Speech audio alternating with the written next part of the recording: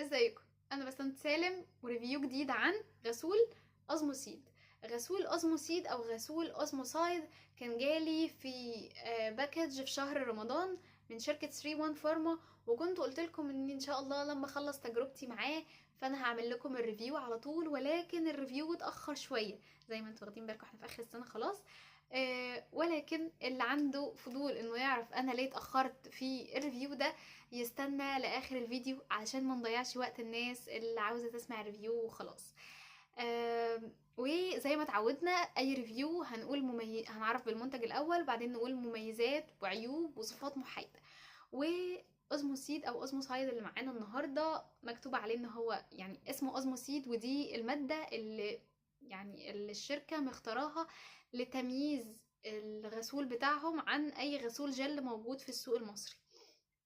مكتوب عليه ان هو ديب فيشيال كلانسر، يعني غسول منظف بعمق للبشرة، للاستعمال اليومي للبشرة يعني اللي فيها حبوب او المعرضة للحبوب، للبشرة الدهنية والمختلطة. في بي اتش بالانس، يعني توازن في درجة الحامضية ل5.5. هايبو الرجيك، يعني ما بيسببش حساسية او بيسبب حساسية قليلة جدا. بارابين فري، ما فيهوش مادة البارابين.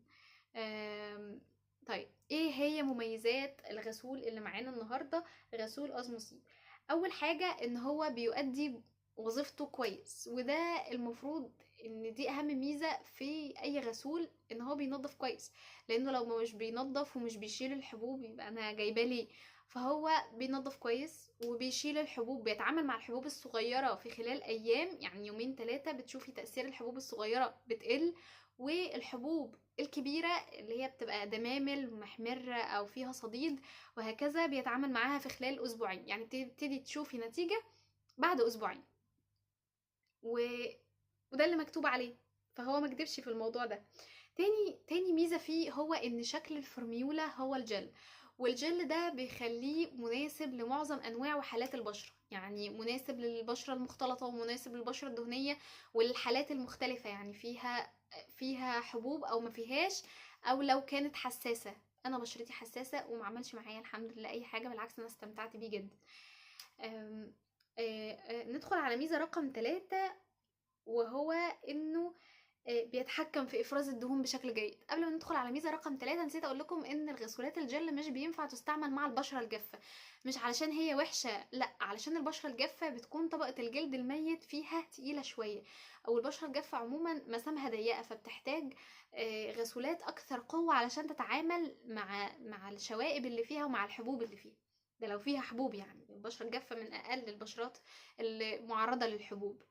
نيجي على ميزة رقم 3، وهو التحكم في إفراز الدهون، ودي ميزة مهمة جدا.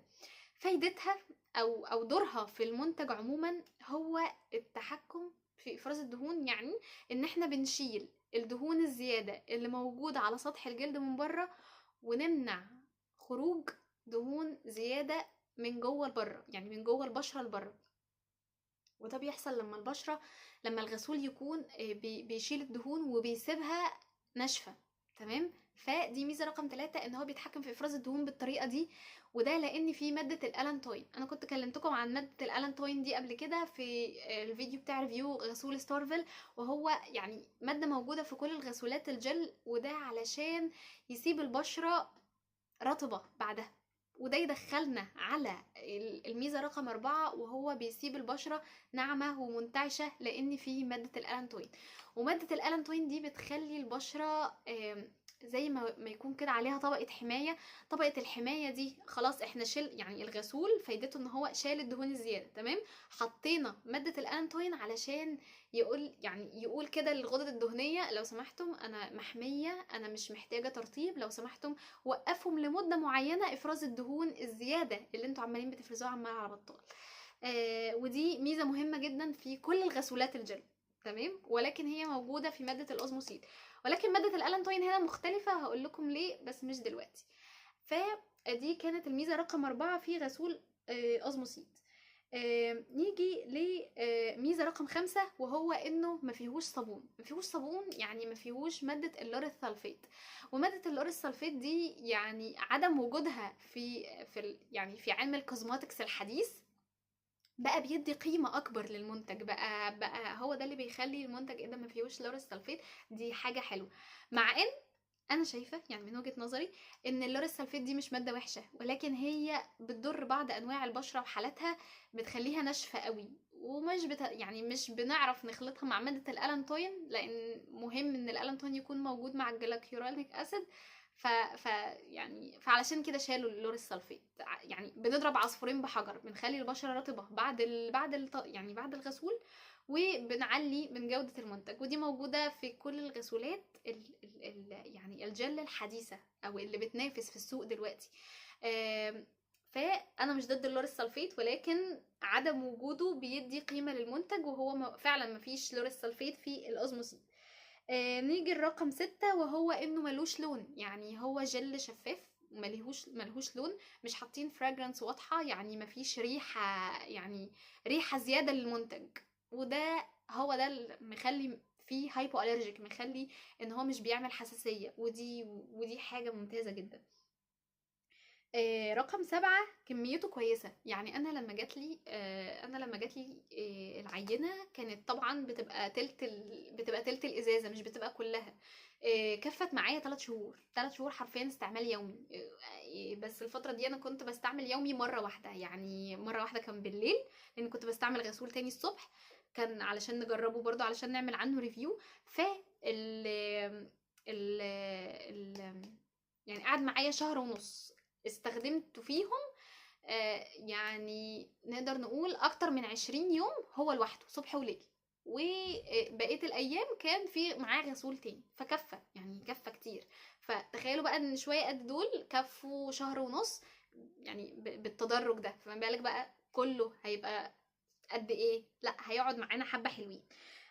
فدي كانت الميزة رقم 7 في الأوزموسيد. رقم 8، وهي مهمة جدا، وهو انه ببمب. والبامب دي يعني حاجة بتزود من قيمة المنتج بالنسبة لي. ان غسولات الجل عموما احنا اتكلمنا قبل كده ان هي بتبقى صعبة في الغسيل. وصعبة كمان ان انت تحطها في باكج بلاستيك قوي، فعلشان تسهل الموضوع ده تحط بامب. هما فعلا عملوا كده، ودي حاجة جميلة جدا. اخر ميزة بقى هنتكلم فيها عن الاوزموسيد، وهي مادة الاوزموسيد او الاوزموسايد اللي بيميزوا بيها منتجهم. وهي مادة المفروض ان هي بتزود رطوبة البشرة، ولكن يعني دي الحاجة اللي متعارف عليها في الكتب. طيب الاوزموسيد دي بتعمل ايه فعليا؟ الاوزموسيد هي بتقلل من لزوجة الالانتوين. الالانتوين مادة لزجة جدا، وهي المسؤولة رقم 1 عن وجود شكل الجل. فالاوزموسيد لما اتحطت معاها قللت من اللزوجة اللي بيسببها الجل، خلاه احسن في انه يتغسل، احسن ان هو يعمل رغوة، احسن حتى في انه يسيب البشرة يعني رطبة اطول فترة ممكنة. ولكن عمل حاجة يعني اقل، وهو انه خلى مدة حماية البشرة او مدة رطوبتها اقل عن الستارفل. يعني الستارفل كان فيه مادة الالانتوين، ما فيهوش مادة الاوزموسيد، فمادة الالانتوين فيه كانت تقيلة قوي.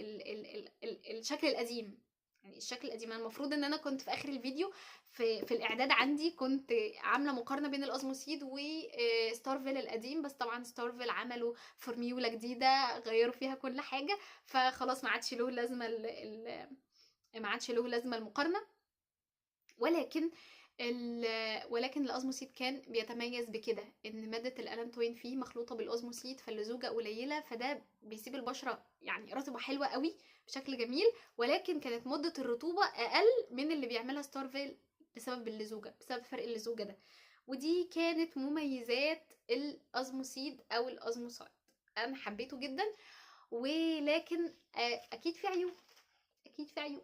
ندخل على العيوب، وهو اول عيب انه جل. فجل انا قلت لكم قبل كده ان هو صعب انك تغسليه بصوابعك او بايدك المجرده من غير اي حاجه. ف يعني انت لو حطيتيه على ايدك كده وبعدين عملتي كده وحطيتيه على وشك مش هيعمل رغوه، فده هيقلل، يعني هيقلل من درجه تنظيفك لبشرتك، فده هيعمل لنا مشكله.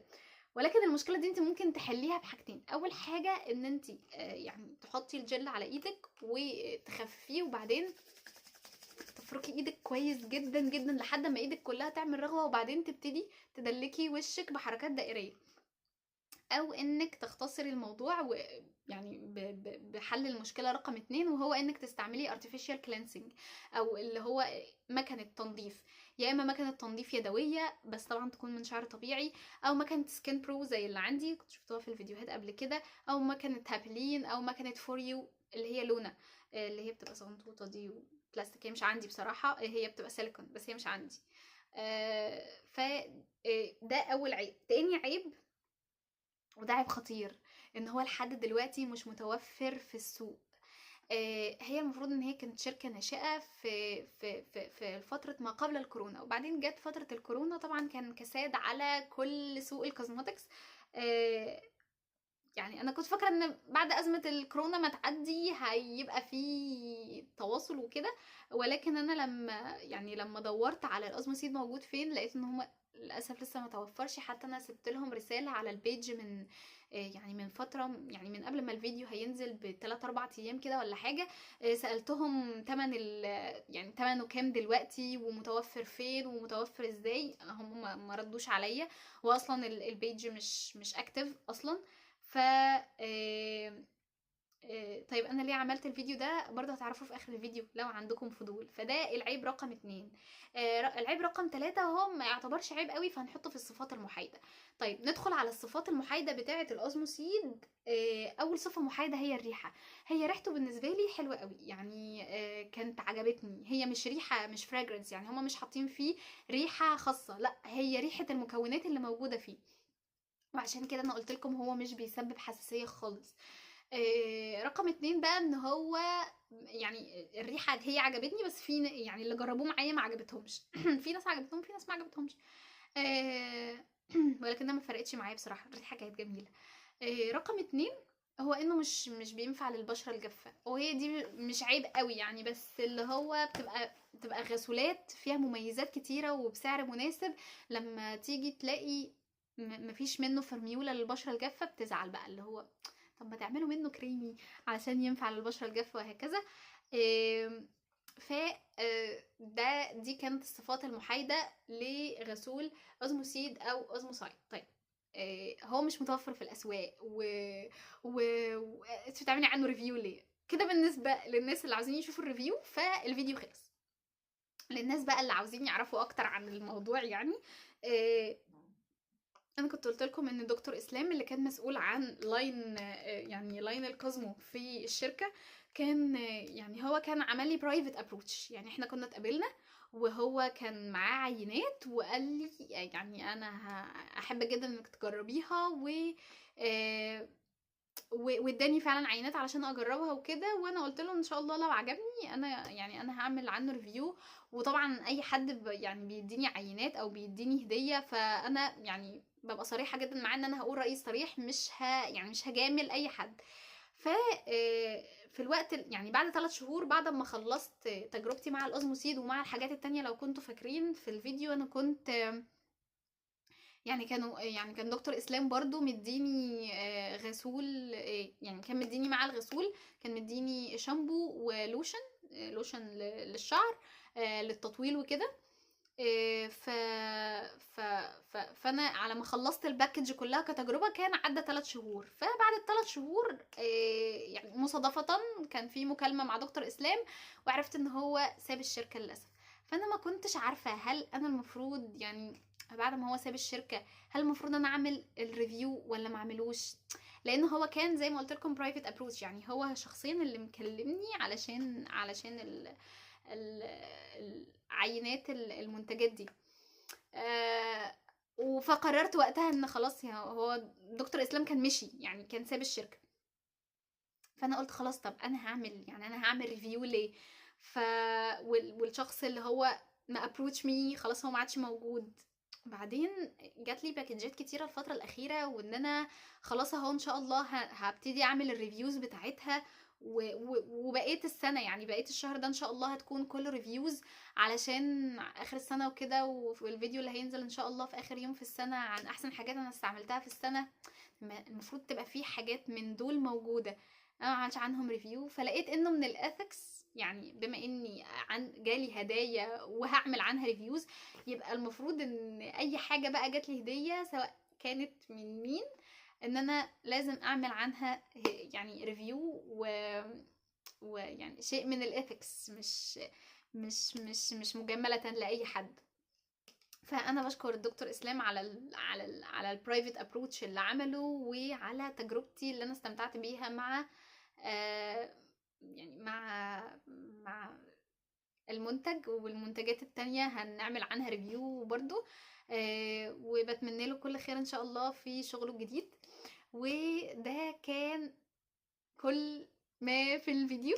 ان شاء الله هستناكم في ريفيو جديد. ما تنسوش تعملوا شير ولايك وسبسكرايب، ولايك لبيج الفيسبوك، وسبسكرايب لقناة اليوتيوب، وفولو الاكونت الانستجرام علشان بنعمل في الستوري حاجات كتير قوي حلوة. وان شاء الله اشوفكم في ريفيو جديد. باي.